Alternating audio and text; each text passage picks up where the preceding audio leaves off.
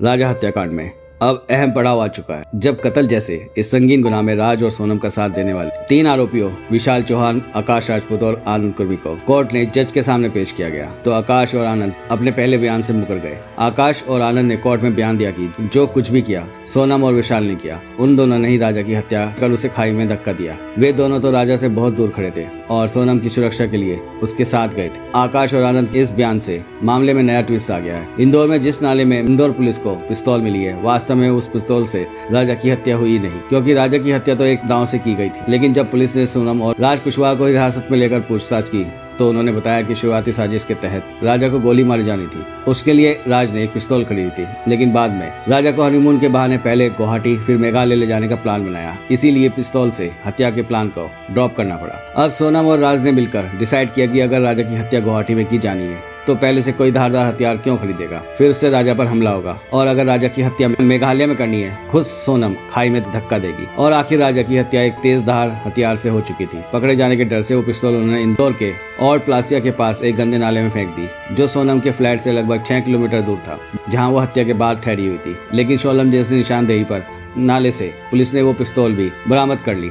और इतना ही नहीं, राजा रघुवंशी के मर्डर में इस्तेमाल हथियार भी पुलिस ने ढूंढ निकाला और पुलिस ने अपनी जांच में कहा पहला बार आरोपी विशाल ने किया था। राजा ने खुद इस जानलेवा हमले से बचने के लिए उनसे हाथापाई की, जिससे आकाश की शर्ट पर खून भी लगा। राजा रघुवंशी का शव 2 जून पूर्वी खासी हिल्स जिले के सोहरा क्षेत्र, जिसे चेरापूंजी भी कहा जाता है, एक झरने के पास गहरी खाई में मिला था। इस केस में नया खुलासा यह भी हुआ कि राजा रघुवंशी मर्डर केस के सिलसिले में इंदौर आए शिलोंग पुलिस के अफसरों ने सोनम की फर्म में काम करने वाली 2 युवतियों से पूछताछ की, जो अक्सर सोनम के साथ रहती थी। इसके अलावा अफसरों ने उस ड्राइवर पीयूष को भी क्राइम ब्रांच में बुलाया था, जो इंदौर से गाजीपुर तक छोड़ने गया था। सोनम और राज ने पुलिस के सामने यह भी कबूल किया कि इन दोनों के बीच 5 महीने से प्रेम प्रसंग चल रहा था। ये दोनों एक दूसरे से शादी करना चाहते थे, लेकिन सोनम के पिता को हार्ट की प्रॉब्लम थी, इसीलिए सोनम लव मैरिज नहीं कर पा रही थी, क्योंकि पिता समाज में शादी करना चाहते थे। सोनम ने अपने पिता के कहने पर राजा से शादी तो कर ली, लेकिन उसने पहले ये तय कर लिया था कि शादी के बाद राजा की हत्या कर देगी।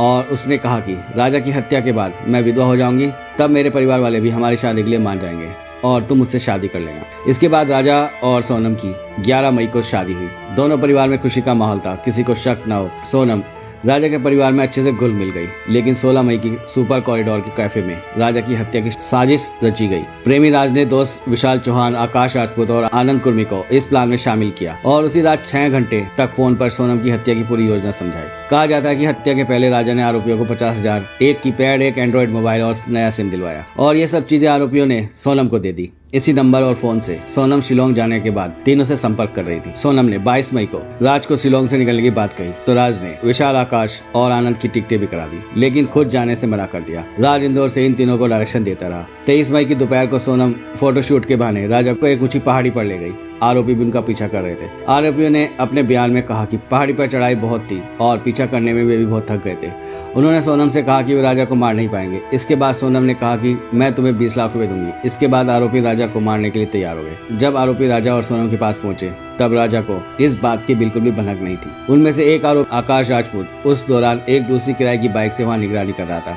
वहां कोई आ तो नहीं रहा। मौका पाकर 4 आरोपियों में से एक विशाल चौहान ने राजा के सिर पर पीछे से हमला किया तो राजा ने मुकाबला भी किया, लेकिन सिर की गंभीर घाव से वह टूट गया। उस दौरान सोनम ने आरोपियों से चीख कर कहा, मार डालो इसे। आरोपी ने बताया कि खाई में फेंकने तक वह जिंदा था। खाई में फेंकने के लिए आरोपी राजा को उठा नहीं पा रहे थे, तो सोनम ने खुद राजा को धक्का दिया और उसे खाई में फेंक दिया। 23 मई की दोपहर लगभग 1:30 बजे राजा की हत्या की गई। 23 मई को सोनम ने अपरायकाशी व्रत किया था। यह बात उसने फोन पर अपनी सास को भी बताई थी। मान्यता है कि यह व्रत पापों से मुक्ति और मनोकामना पूर्ण करने के लिए किया जाता है, लेकिन सोनम ने इस दिन हत्या को अंजाम दिया था। दोस्तों, इन्फॉर्मेशन आपको अच्छी लगी हो तो वीडियो को लाइक जरूर करें और कमेंट में जस्टिस फॉर राजा जरूर टाइप करें।